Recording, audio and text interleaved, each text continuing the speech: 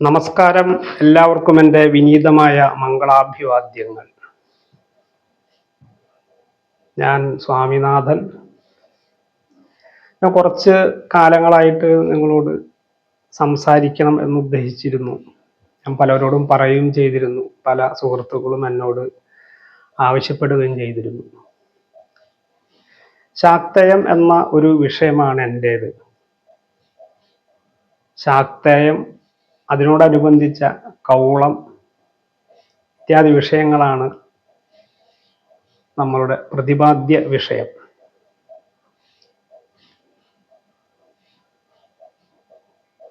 ശാക്തേയം എന്ന് പറയുമ്പോൾ തന്നെ ആദ്യം തന്നെ അതിൻ്റെ ഒരു ധാരണയും പൊതുവായിട്ടുള്ള ഒരു ധാരണ എന്താണെന്ന് നോക്കാം. ശാക്തേയം എന്ന് പറഞ്ഞാൽ പല വ്യക്തികളും പല ആളുകളും പല സമൂഹങ്ങളും ഇപ്പോഴും ധരിച്ചു വച്ചിരിക്കുന്ന ഒരു ഏക ധാരണ, ശാക്തേയം എന്ന് പറഞ്ഞാൽ എന്തോ ഒരു അതിന് സാമാന്യമായിട്ട് പലരും ഉപയോഗിക്കുന്നതാണ് അധമം അല്ലെങ്കിൽ മധ്യമം, പിന്നെ ഒരു ശുദ്ധം എന്നൊക്കെയുള്ളൊരു ചില പ്രയോഗങ്ങൾ. ഈ പ്രയോഗങ്ങൾ പലരും പല രീതിയിൽ ഉപയോഗിക്കുകയും അതിന് ഹേതുവായിട്ടുള്ളത് ഈ ശാക്തേയത്തിൽ പൊതുവെ ഉപയോഗിക്കുന്ന പഞ്ചമകാരങ്ങളാണ്. ഈ പഞ്ചമകാരങ്ങൾ എന്ന് പറഞ്ഞാൽ ഈ ഒരു താന്ത്രികമായ വിഷയങ്ങൾ പഠിക്കുന്ന ഒരുവിധം എല്ലാവർക്കും അറിയാം. അപ്പോ ഒരു ദേവതയെ, അത് കുലാചാരമാകാം അല്ലെങ്കിൽ ഒരു ദേശ ആചാരമാകാം, ഇത്യാദികളിൽ ആചരിക്കപ്പെടുമ്പോൾ അതിൽ ഈ പഞ്ചമകാരങ്ങളുടെ ഉപയോഗമുണ്ട്. അപ്പോൾ ഈ പഞ്ചമകാരങ്ങളുടെ ഉപയോഗം കൊണ്ട് തന്നെ ഈ വക എല്ലാ ആചാരങ്ങളും ശാക്തേയം അല്ലെങ്കിൽ കൗളം എന്ന ഒരു വിഷയത്തിലേക്ക് ആരോപിക്കപ്പെടുകയാണ്. എന്നാൽ ഇത്തരത്തിൽ പഞ്ചമകാരങ്ങൾ ഉപയോഗിച്ചുകൊണ്ട് ചെയ്യുന്ന പല ആചാരങ്ങളും ശബരവിധാനത്തിലുള്ളതാണ്. ഇപ്പോൾ ഞാൻ ഈ ശബരം, കൗളം എന്നൊക്കെ പറയുമ്പോൾ അത് പലർക്കും മനസ്സിലാവില്ല, വളരെ കുറച്ച് പേർക്ക് മനസ്സിലാകാം. പിന്നീട് ഞാൻ അതിനെ കുറിച്ചിട്ട് വിശദമാക്കി പറയാവുന്നതാണ്. അപ്പോൾ ഇങ്ങനെയുള്ള പല ആചാരങ്ങളിലും പഞ്ചമകാരങ്ങളുടെ ഉപയോഗം കൊണ്ട് തന്നെ അത് ഏത് മൂർത്തികൾക്കായാലും, ഇപ്പൊ കുട്ടിച്ചാത്തന്മാർക്കാകാം, മലനായാടിക്കാകാം, മുത്തപ്പന്മാർക്കാകാം, ഏത് തരത്തിലുള്ള മൂർത്തികൾക്കുമാകാം, ഇത് ചെയ്തു കഴിഞ്ഞിട്ടുണ്ടെങ്കിൽ പൊതുവിലുള്ള അഭിപ്രായം അത് കൗളമാണ്, അത് ശാക്തേയമാണ് എന്നുള്ളതാണ്. അത് നമ്മളുടെ സമൂഹത്തിൽ രൂഢമൂലമായ ഒരു സങ്കല്പമാണ്. അതവിടെ നിൽക്കട്ടെ. ഞാൻ പറയുന്നത് സാമ്പ്രദായികമായും തന്ത്രശാസ്ത്രത്തെ മാത്രം അവലംബിച്ചുകൊണ്ടും ഈ ശാക്തേയം അല്ലെങ്കിൽ കൗളം എന്നതൊക്കെ ഒരു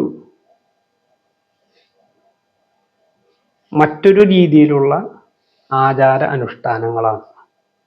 അതിൽ കൗളം എന്ന് പറയുന്നത് ഒരു യോഗാരൂഢമായ അവസ്ഥയാണ്. അതുകൊണ്ട് അതിനെക്കുറിച്ച് ഇപ്പോൾ സംസാരിക്കുന്നില്ല. ഒന്ന് പറയാം, കൗളം എന്ന് പറയുന്നത് ഏതെങ്കിലും മൂർത്തികൾക്ക് കള്ള്, കോഴി ഇത്യാദി ദ്രവ്യങ്ങൾ വെച്ചുകൊണ്ട് ചെയ്യുന്ന പൂജ അല്ല.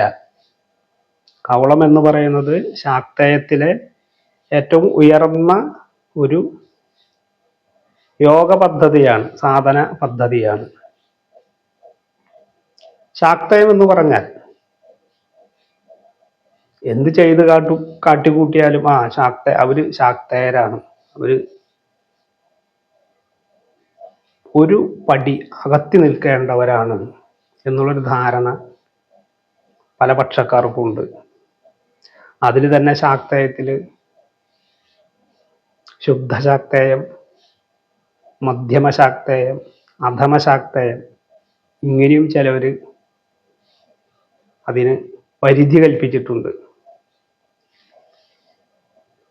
എന്നാൽ ഈ പരിധി കൽപ്പനകളൊക്കെ തന്ത്രശാസ്ത്രത്തിന്റെ അടിസ്ഥാനത്തിൽ ശുദ്ധ അസംബന്ധമാണ്. എന്ത് ശുദ്ധശാക്തേയം, മധ്യമശാക്തേയം, അധമശാക്തേയം, ഇതൊക്കെ ഇതിനെക്കുറിച്ച് അറിയാത്ത കുറച്ച് ആൾക്കാർ പ്രചരിപ്പിച്ച് പറഞ്ഞുണ്ടാക്കിയ ചില പേരുകളാണ്.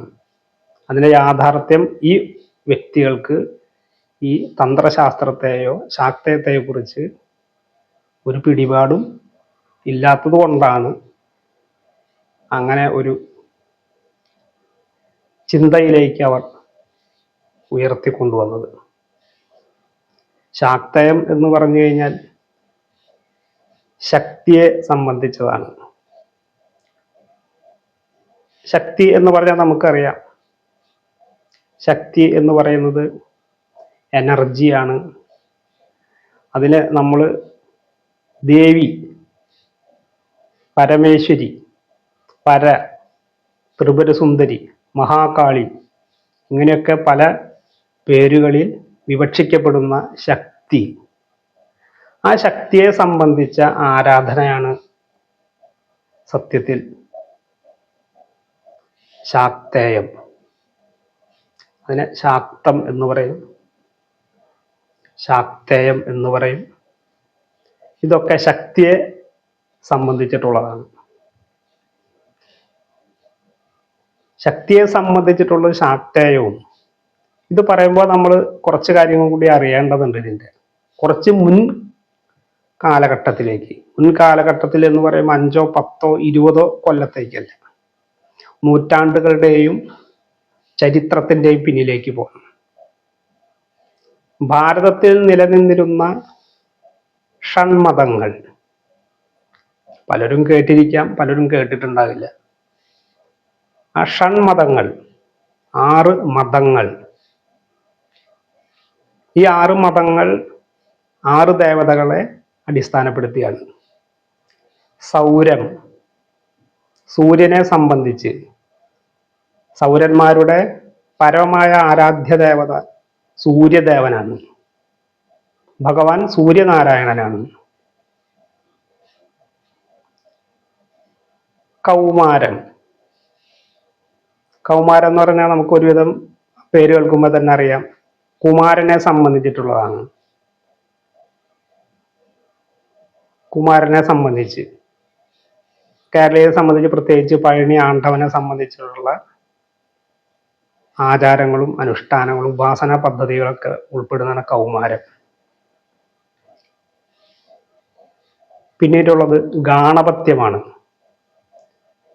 ഗണപതിയെ പരമദേവതയായി ആരാധിക്കുന്ന, ഗണപതി പരമാത്മ പുരുഷനാണ് ഗാണപത്യം.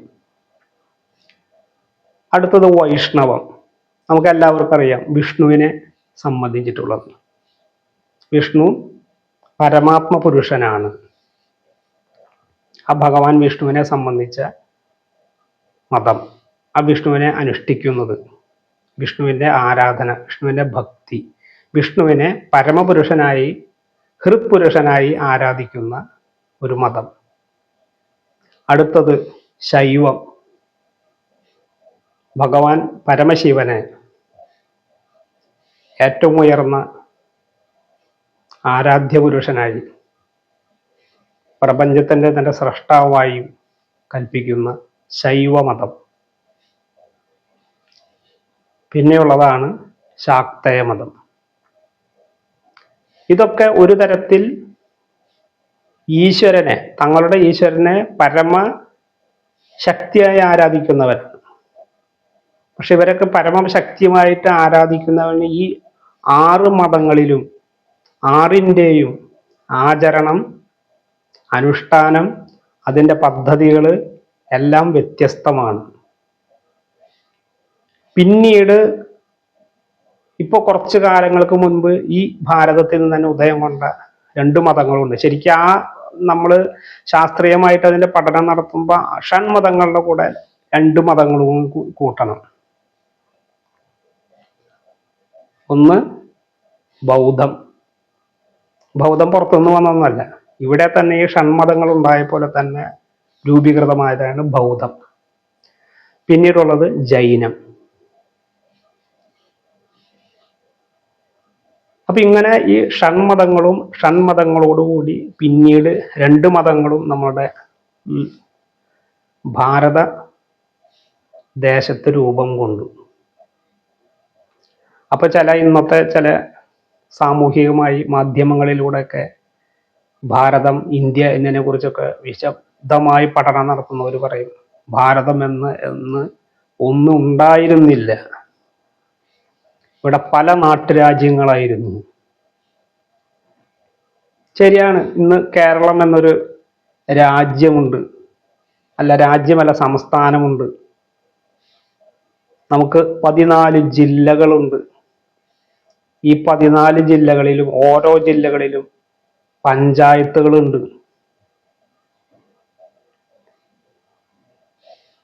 ഇല്ലേ?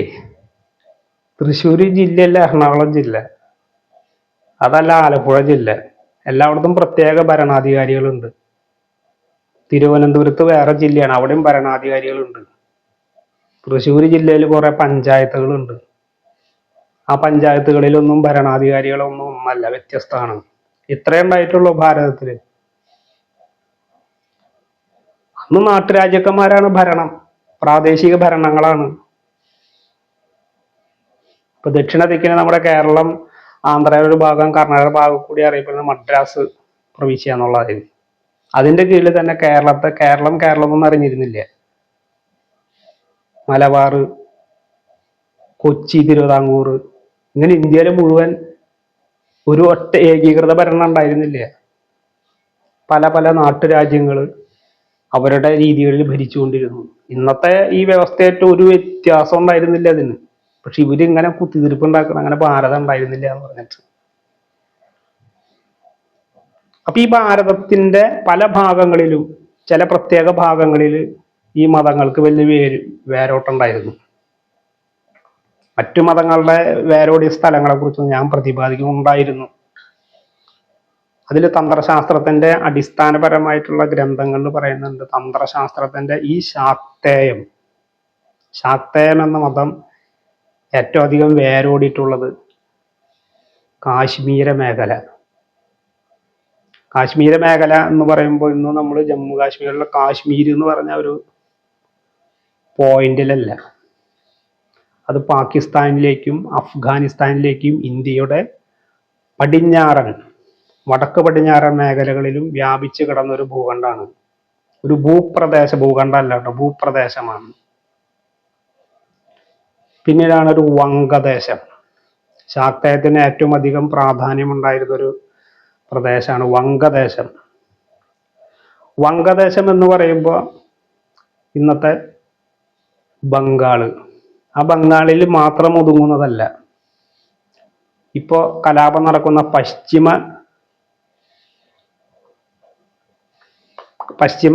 ഇപ്പോൾ കലാപം നടക്കുന്ന ബംഗ്ലാദേശ്, വടക്കോട്ട് ആസാം, ഭൂട്ടാൻ, ബർമ്മ, ഈ നമ്മുടെ പശ്ചിമ ബംഗാളിന്റെ തെക്കുവശം ഒക്കെ വ്യാപിച്ചു കിടന്നിരുന്ന ഒരു മേഖലയാണ് വംഗദേശം. അവിടെ ശാക്തേയത്തിന്റെ ദേവി ഉപാസനയുടെ ശക്തമായ സ്വാധീനം നിലനിന്ന സ്ഥലമാണ്. പിന്നെയുള്ളൊരു സ്ഥലമാണ് ദ്രവിഡം അല്ലെങ്കിൽ കേരളം. നമുക്കറിയാം, ദ്രവിഡം അല്ലെങ്കിൽ കേരളം എന്ന് പറഞ്ഞിട്ടുണ്ടെങ്കിൽ കേരളം, തമിഴ്നാട്, ആന്ധ്രയുടെ ഒരു ഭാഗം, കർണാടകം. ഈ ഭാഗങ്ങളിൽ വ്യാപിച്ചിരുന്ന ശാക്തേയത്തിൻ്റെ ശക്തമായ സ്വാധീനം. ഇങ്ങനെ 3 മേഖലകളിലാണ് ശാക്തേയ മതം വേരൂന്നി വളരെ നന്നായി പ്രചരിച്ച് പ്രവർത്തിച്ചു വന്നിരുന്നത്. മറ്റു മതങ്ങൾക്കൊക്കെ പല സ്ഥലങ്ങളുണ്ട്. ഇപ്പൊ ബുദ്ധമതമൊക്കെ ഒരു സ്ഥലത്തുനിന്ന് ഉദയം ചെയ്ത് ലോകം മുഴുവൻ വ്യാപിച്ചു. ജൈനമതങ്ങൾ ലോകം മുഴുവനൊന്നും വ്യാപിച്ചിട്ടില്ല. പിന്നെ ഓരോ മതങ്ങൾക്കും ആവാന്തര വിഭാഗങ്ങളുണ്ട്. വൈഷ്ണവത്തിന് ഒരുപാട് ആവാന്തര വിഭാഗങ്ങളുണ്ട്. ശൈവത്തിന് ആവാന്തര വിഭാഗങ്ങളുണ്ട്. ശാക്തേയത്തിനും പല പല ആവാന്തര വിഭാഗങ്ങളുണ്ട്. ഇന്നത്തെ ഏറ്റവും വലിയ പ്രശ്നം എന്ന് പറയുന്നത് ഈ മതങ്ങളൊക്കെ ഓരോ കാലഘട്ടത്തിൽ, നമുക്കറിയാം, നമ്മുടെ സംസ്കാരം മാറുന്നു, വിദ്യാഭ്യാസം മാറുന്നു, യാത്രാ സൗകര്യങ്ങൾ മാറുന്നു. അപ്പൊക്കെ എങ്ങനെയാണ് ഈ സംസ്കാരങ്ങൾ പരസ്പരം കൂടി ചേർന്ന് പുതിയൊരു സംസ്കാര രൂപം കൊണ്ടു. അങ്ങനെ രൂപം കൊണ്ട ഹിന്ദു മതത്തിലെ ദൈവിക ആരാധനകൾ മുഴുവൻ പരസ്പരം കൂടിച്ചേർന്നു. ഒരു കർമ്മം ചെയ്യണമെങ്കിൽ അവിടെ ഗണപതിക്ക് അഗ്രപൂജ ചെയ്യണം എന്നുള്ളൊരു വിധാനം വന്നു. അവിടെ ഗാണപത്യത്തിന് അവിടെ സ്വാധീനം വന്നു. എന്ത് കർമ്മം ചെയ്യുന്നതിന് മുൻപ് സൂര്യനെ ആരാധിക്കണം, സവിതാവിനെ ആരാധിക്കണം. നമ്മൾ സവിതാവിനെ ആരാധിക്കുന്നുണ്ട്. സവിതാവിനെ ഗായത്രി ജപിച്ചുകൊണ്ട് തർപ്പണം ചെയ്യുന്നവർക്കാണ് എന്ത് കർമ്മം ചെയ്യാനുള്ള അധികാരം ഉള്ളൂ എന്നുള്ള ഒരു നിശ്ചയം വന്നു.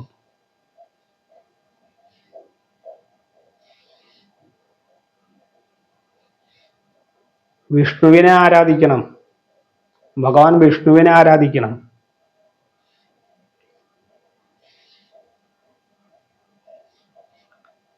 ഭഗവാൻ ശിവനെ ആരാധിക്കണം, ഭഗവാൻ ശിവനെ ആരാധിക്കണം, ദേവിയെ ആരാധിക്കണം.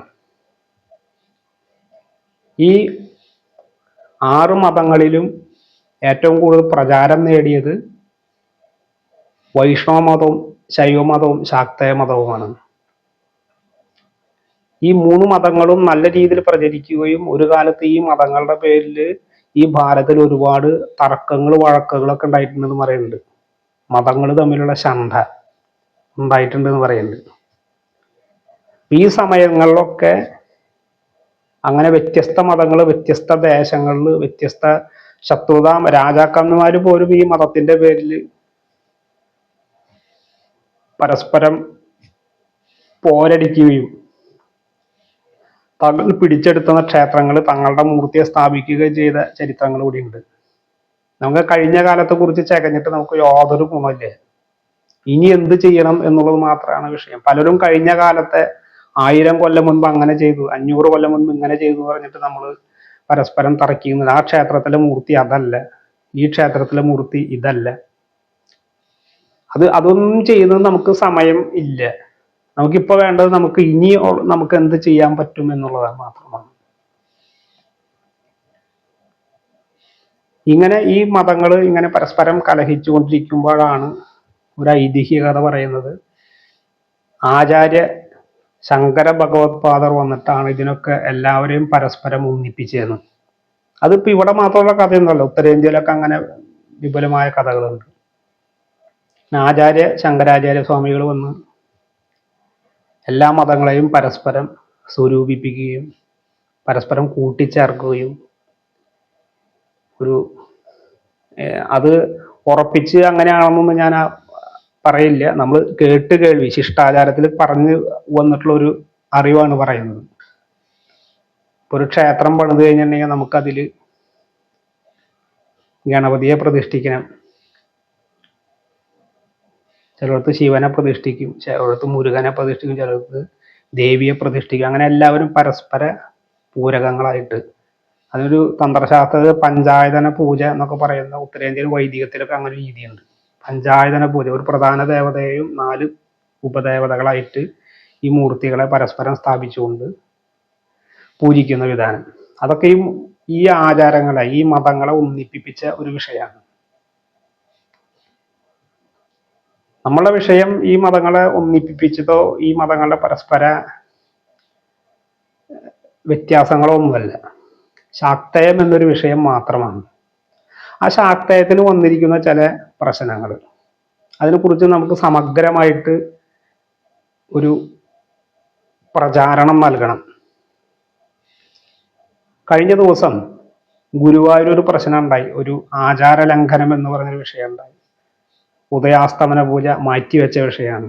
അപ്പൊ ആ സമയത്ത് സമൂഹ സംഘടനകൾ, രാഷ്ട്രീയ സംഘടനകൾ, മതസംഘടനകൾ, ഭക്ത സംഘടനകൾക്ക് ഒരുമിച്ച് ആ ഒരു ആചാര ലംഘനത്തിനെതിരെ പ്രക്ഷോഭം ഉയർത്തി. അപ്പൊ എൻ്റെ ഒരു സുഹൃത്ത് അതിനെക്കുറിച്ച് അഭിപ്രായം പറഞ്ഞു. എന്തുകൊണ്ട് കൊടുങ്ങല്ലൂരിൽ ആചാരം ലംഘിക്കപ്പെട്ടപ്പോൾ ഇങ്ങനെ ഒരു പ്രക്ഷോഭം ഉയർന്നു വന്നില്ല? വളരെയധികം ശ്രദ്ധിക്കേണ്ട ഒരു ചോദ്യമാണത്. ശാക്തേയരുടെ ഒരു വിഷയം വരുമ്പോൾ ഒരാളും സമൂഹവും ഒന്നിക്കുന്നില്ല. അതിന് വലിയ വലിയ കാരണങ്ങളുണ്ട്. അതിൽ വലിയ വലിയ ചില വിഷയങ്ങൾ അതിന്റെ പിന്നിലുണ്ട്. അത് ശാക്തേയരുടെ കുഴപ്പം തന്നെയാണ്. എവിടെ ശാക്തേയം ഒറ്റയ്ക്ക് നിൽക്കാൻ തയ്യാറാകാതെ ശാക്തേയം പലപ്പോഴും തന്റെ വിഷയങ്ങൾക്ക് വേണ്ടി മറ്റുള്ളവരെ ആശ്രയിക്കുന്ന ഒരു സാഹചര്യം ഉണ്ടാകുമ്പോഴാണ് അങ്ങനെ സംഭവിക്കുന്നത്. അതൊരു വലിയൊരു വിഷയമാണ്. ഇപ്പൊ ശക്തിയെ സംബന്ധിച്ച്, ദേവിയെ സംബന്ധിച്ച്, അതേത് ദേവിയായാലും, കാളിയായാലും, ത്രിപുരസുന്ദരി ആയാലും, ഭുവനേശ്വരി ആയാലും, മഹാലക്ഷ്മി ആയാലും, ശ്രീ ചണ്ഡികാ ദുർഗ ആയാലും, അതിൻ്റെ പദ്ധതികളാണ്, അതിൻ്റെ ആചാരങ്ങളാണ്, അതിൻ്റെ അനുഷ്ഠാനങ്ങളാണ്, അതിൻ്റെ സാധനാ മാർഗങ്ങളാണ് ശാക്തേയം. ആ ശാക്തേയത്തിൻ്റെ ഒരു വിഷയം എന്നൊക്കെ പറയുന്നുണ്ട്, ദേവിയുടെ മഹത്വം വർണ്ണിക്കാൻ 1000 നാവുള്ള അനന്തനെ കൊണ്ട് സാധിക്കില്ല, എന്നെ കൊണ്ടും സാധിക്കുന്നില്ല. എന്നാലും എനിക്കറിയാവുന്ന കുറച്ച് കാര്യങ്ങൾ, കുറച്ചു കാലം സാധന ചെയ്തു, പൂജ ചെയ്തു, കുറച്ച് പുസ്തകങ്ങൾ പഠിച്ചു, ഒരു ഗുരുവിനെ സേവിച്ചൊക്കെ കിട്ടിയ കുറച്ച് കാര്യങ്ങൾ എനിക്ക് പറയണമെന്നുണ്ട്. പലരും എന്നോട് ഒരുപാട് സംശയങ്ങൾ ചോദിക്കുന്നുണ്ട്. അപ്പൊ അതിനൊക്കെ ഒരു വ്യക്തമായ ധാരണയിൽ ശാക്തേയത്തിന്റെ അടിസ്ഥാനമായ വിഷയത്തിൽ എനിക്ക് പറയണമെന്നുണ്ട്. അപ്പൊ അതിന്റെ കാര്യങ്ങൾ ഓരോന്നായിട്ട് ഇനി അടുത്ത് പറഞ്ഞു കൊടുക്കും. അപ്പൊ അത് നിങ്ങൾക്ക് പൂർണ്ണമായിട്ട് താല്പര്യമുണ്ടെങ്കിൽ, പ്രത്യേകം പറഞ്ഞ ശാക്തേയമാണ്, ദേവി ഭക്തരുടെ വിഷയമാണ്. മറ്റുള്ളവരൊന്നും ശിവനെ എന്നൊന്നും പറഞ്ഞതിൽ വരരുത്. ഇത് ശിവന്റെ കാര്യമൊന്നല്ല, ഇത് ശാക്തേയമാണ്. ദേവി ഉപാസന, നമ്മളമ്മ എന്ന് പറയും, ആ പ്രപഞ്ച ശക്തിയുടെ, അതിൻ്റെ ആരാധനയുമായി ബന്ധപ്പെട്ട വിഷയങ്ങൾ, അതിൻ്റെ മാർഗങ്ങൾ, സമ്പ്രദായങ്ങൾ, ആ ശാക്തേയം എന്താണ്, ശാക്തേയത്തിന് ഒരുപാട് ആവാന്തര വിഭാഗങ്ങളുണ്ട്. കുല ആചാരമുണ്ട്, കൗള ആചാരമുണ്ട്, ദേശ ആചാരമുണ്ട്, അങ്ങനെ ഒരുപാട് ആചാരഭേദങ്ങളുണ്ട്. അപ്പം അതിനെക്കുറിച്ചൊക്കെ ഒരു വിശദമായ വിശദീകരണം, ചർച്ച എന്ന് പറയാൻ പറ്റില്ല, ചർച്ച ഞാൻ തന്നെയല്ല സംസാരിച്ചുകൊണ്ടിരിക്കുന്നത്. പിന്നെ ഒരു ചർച്ച എന്ന് പറയുന്നത്, നിങ്ങൾക്ക് അതിൽ ചില വിഷയങ്ങൾ ആധികാരിക ചോദിക്കും, ഞാൻ ആധികാരികമായിട്ട് മറുപടി പറയും. എൻ്റെ സ്വകപോല കൽപ്പിതമായിട്ടൊന്നും ഉണ്ടാക്കിയൊന്നും ഞാൻ പറയില്ലേ. അതിന് നിങ്ങൾ സഹകരിക്കുകയാണെങ്കിൽ നമുക്കിത് വളരെ നന്നായിട്ട് മുന്നോട്ട് പോകാം. മുന്നോട്ട് പോകാൻ താല്പര്യമുണ്ട്. കാരണം നമ്മൾ ഇതൊക്കെ പഠിച്ച് പ്രാക്ടീസ് ചെയ്തിട്ട് മിണ്ടാതിരിക്കുക എന്നുള്ളത് ഒരു വിഡ്ഢിയുടെ ലക്ഷണമായിട്ട് തീരും. പല എതിർപ്പുകൾ ഉണ്ടാകാം, പക്ഷെ നമ്മൾ അത് മറികടന്നുകൊണ്ട് ഇതിന് ഉള്ളവരോടുകൂടെ മുന്നോട്ട് പോകാൻ താല്പര്യപ്പെടുന്നു. ഞാൻ എല്ലാവരെയും എൻ്റെ ഈ മുന്നോട്ടുള്ള പ്രയാണത്തിൽ സ്വാഗതം ചെയ്യുന്നു. എല്ലാവർക്കും വീണ്ടും എൻ്റെ നമസ്കാരം, നന്ദി.